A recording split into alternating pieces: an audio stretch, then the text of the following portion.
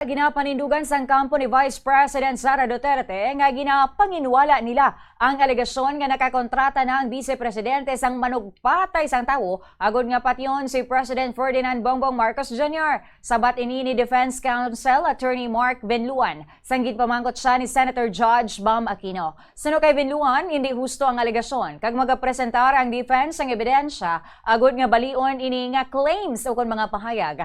Dugang pa sang defense ginadeny nila ang tanan nga alegasyon sa ilagin file nga sabat sa Senate Impeachment Court. Matandaan nga si Duterte mismo ang nagpahayag sa iyang press conference sa November 23, 2024 nga may nakontrata na siya nga tawo kag wala siya nagalahog. Ang mga video ni Duterte among unang nga ginplay sa unang nga semana sang impeachment trial.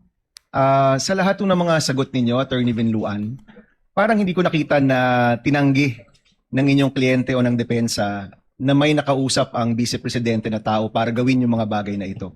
Tama ba? Wala ito sa mga sagot ninyo? We deny that, Your Honor.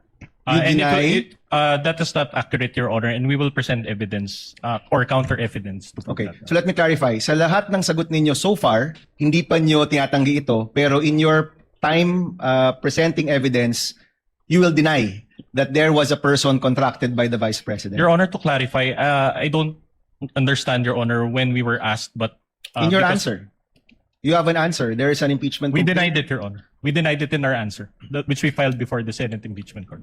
You denied it in your answer? Correct, Your Honor. If I remember correctly, ang nabanggit doon ay freedom of expression.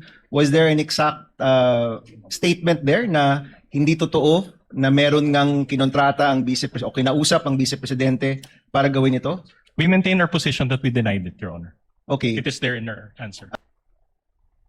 Attorney Mark Benluan sa pamangkot ni Senator Judge Bam Aquino.